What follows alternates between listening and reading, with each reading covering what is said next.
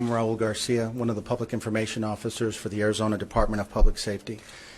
And in just a moment, our director here at DPS, Colonel Frank Milstead, is going to introduce to you the citizen that stopped to render aid and ultimately saved the life of Trooper Anderson. Colonel Milstead's last name is spelled M-I-L-S-T-E-A-D. Anderson is with two S's, so A-N-D-E-R-S-S-O-N, and that's Trooper Ed Anderson. That citizen is 43-year-old Thomas Yaxel, and he is an Arizona resident. Last name is spelled Y-O-X-A-L-L.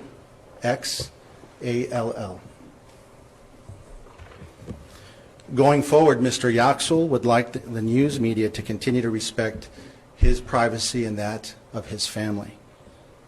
Today he will discuss his actions only. He is not here to discuss the actions of anyone else on scene at that incident on January 12th. His recollection of the events from the morning of January 12th are based purely on his memory of the incident. In the meantime, the DPS investigation still continues. He will respond to a limited number of questions after his statement.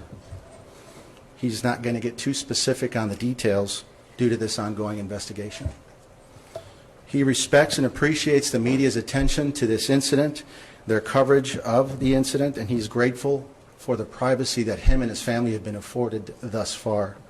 But during this difficult time, he hopes that you will understand that privacy and afford that to him and his family after today. And so now I'd like to introduce the Director of the Arizona Department of Public Safety, Colonel Frank Milstead.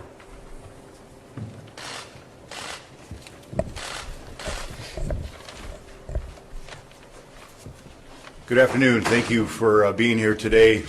As I'd indicated over the last week and a half, we were going to introduce you to our good citizen that inevitably saved the life of Trooper Anderson. Thomas and I have been able to talk quite a bit over the last week and a half. He's spoken with the governor, and the governor's given him his thanks.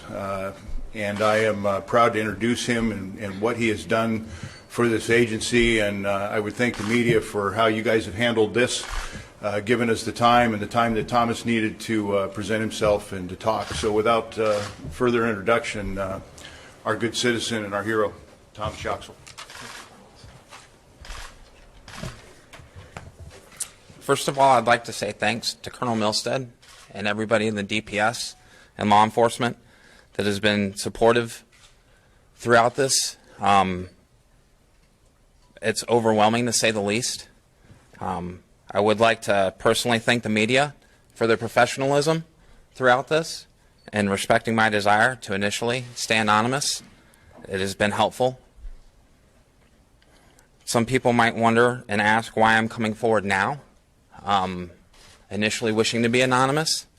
To that I say it's part of my healing process and moving forward and coming to grips with that incident Thursday morning. I know there was some question about any type of law enforcement or military training that I might have had, and I can say that I've had no such training. I do, though, feel that it's a right and a privilege to be a private gun owner, and with that right and privilege comes a great responsibility, not only for myself but to those around me.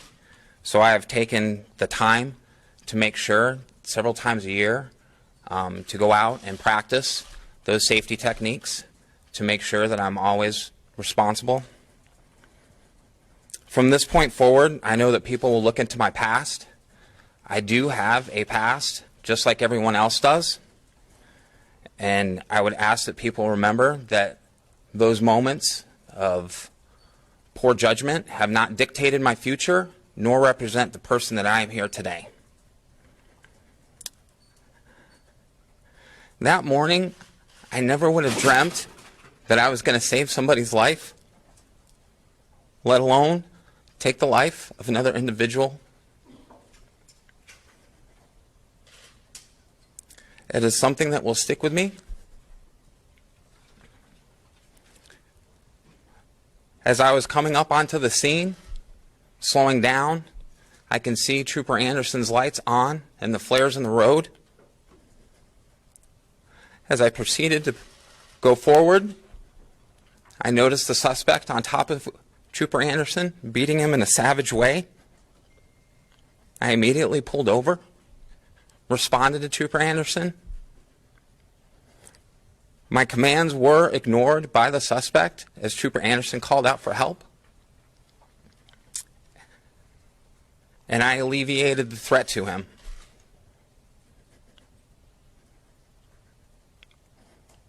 I firmly believe that that morning I was put there, as Colonel Milstead said before, by God.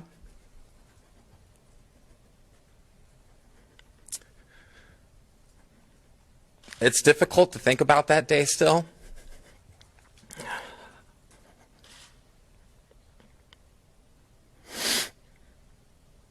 I am just thankful that I was able to respond with the courage, dignity, grace, and poise that ultimately saved Trooper Anderson's life. Moving forward, I ask the media continue to handle themselves in a professional manner and respect my wishes and not to contact me directly for any further information. If you wish to talk to me further, I ask that you go through the proper channels at DPS that have been helping me through this. This tragedy, and it was, has affected a lot of people, a lot of lives. Trooper Anderson, his family, my family, me. I don't want to exasperate the pain that was felt that morning. And I'd like everybody the opportunity to move forward and have their chance to heal. I will take a couple questions if anybody has any at this time. Can you take us through the afternoon, I mean that morning, from getting out of your car, what you were thinking? To be honest with you, it was very visceral and instinctive.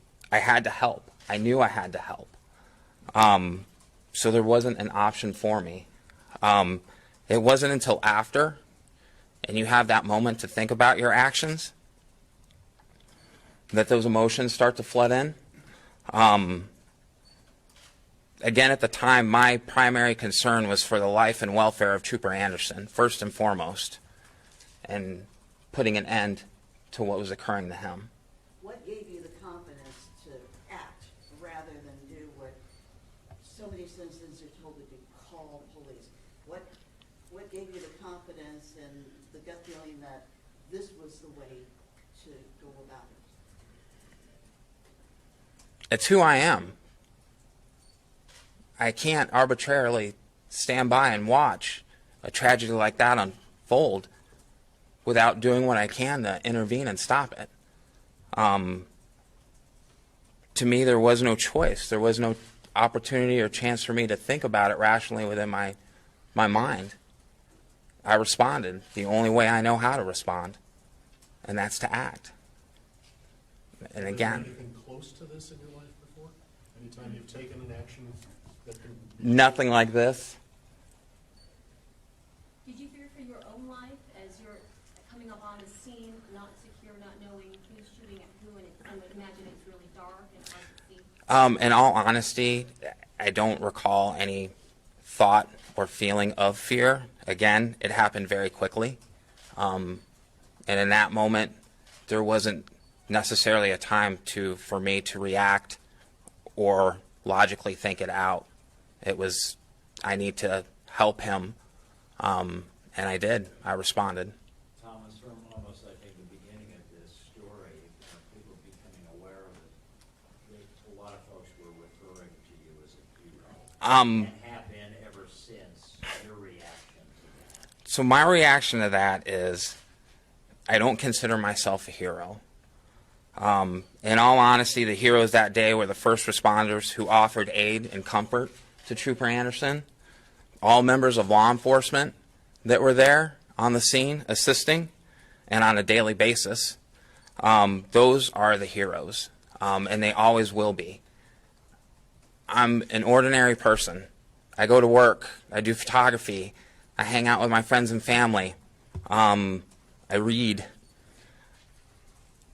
I was put in extraordinary circumstances, and I may have acted heroically, but I don't consider myself a hero at all.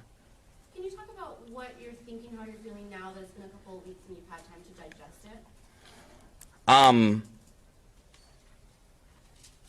It's been helpful to talk to others that have been in similar situations, to find that support from my pastor as well. It comes in waves. It's the best way I can describe it. You replay the moments through your mind, and they're almost like chapters of a DVD. You just get to watch one segment over and over again.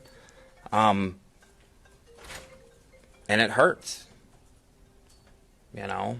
I wouldn't expect anybody else to be affected any differently than I am, although I can't speak for anybody else personally.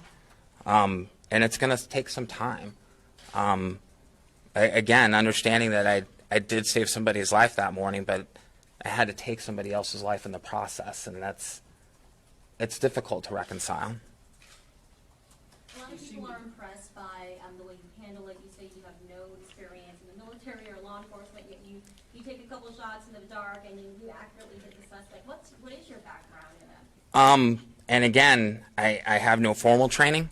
And again, I'll emphasize the fact that I feel as being a private gun owner, it's a responsibility, and one that should be taken seriously. So again, I make the effort to go out and practice and shoot with friends who are better than I am, have that experience, and it's not unlike a group of friends getting together for a game of golf or a round of cricket at a pub. You go out and you do what you enjoy. I've never felt that being a gun owner should be stigmatized. What type of weapon are you That's But I guess a weekend golf guy would probably be really scared of the Phoenix Open. You also got out of your car the first time without your weapon. I mean, were you thinking tactically? I guess without getting specifically, were you thinking tactically that day? I'll let you answer that, Colonel Mustard, if you'd like. Just real quick, we kind of cleaned that up last week. He actually removed the gun from the car when he got out on the first occasion. So that original story was inaccurate. Had you had practice, had you had tactical practice? I wouldn't call it tactical practice. Again, going out and shooting in an enclosed range or out in the desert in an area that's designated for shooting. We take it seriously. We're not out there to joke around or horse around, and that's what we do. So I kind of gave Thomas my word that we would keep this short for his own. Is there anything else you want to say, or are you good? The gentleman in the blue hat has been very patient, so I would like to let him have a moment. You've been affected by this tremendously, like anybody else would. Would you do this again? Yes, I would. And why? I've thought about that. I've actually had that conversation with my pastor. Again, I don't know any other way to be. I've been called a couple different things by my friends, as far as, you've always been the protector, the defender, and I couldn't comment on that any further as how true it is. But I just know that doing the right thing sometimes has a price, and that price is severe. This is something that I will live with, but I wouldn't change it because another man got to go home to his family, and his family gets to keep him for a little while longer, and that's the important part. So yes, placed in a similar situation, I would not hesitate to respond exactly in the same fashion. So. All right. Well, can you Take just tell us what you do for a living? photographer. Currently, I am actually a maintenance supervisor. I've been a tradesman for most of my life, and I do photography. Hopefully one day I will be a photojournalist like everybody else here in the room. So if you guys know of any openings. When you were traveling with a significant other, or were you by yourself at the time? So we're done. Okay, thanks, Mike. So- He's good. Thanks for and just real quick, is there anything that I can answer from DPS for you guys before we call it a day? How The recovery is ongoing. He has more surgery scheduled. The wound that he suffered is very severe to the humerus bone.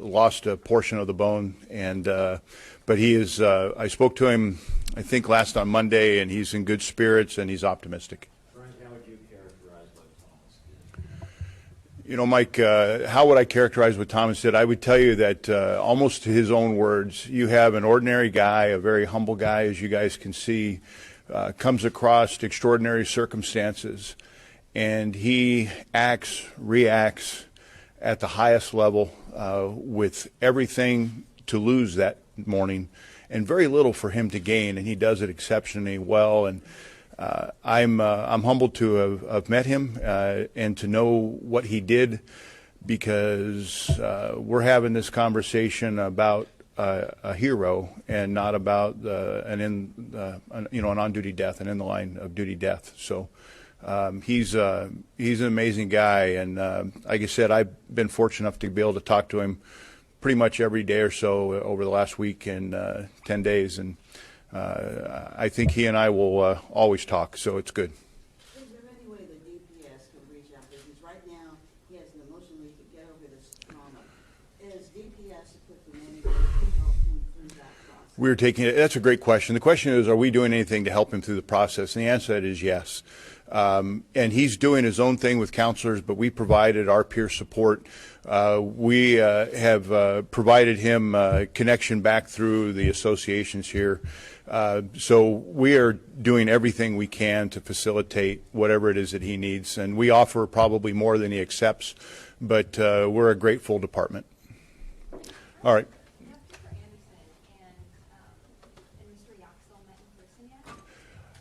I only know they met that morning, and I know that established this unbelievable bond. And as of last Monday, I don't think that they had, or maybe it was Friday, I guess. Friday they hadn't actually seen each other, so I don't know if that occurred over the weekend or not, candidly.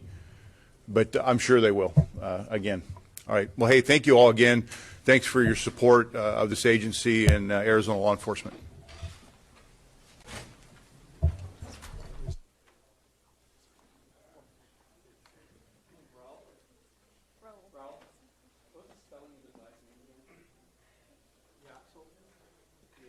Yoxall is Yoxall. He's 43 years old, and he is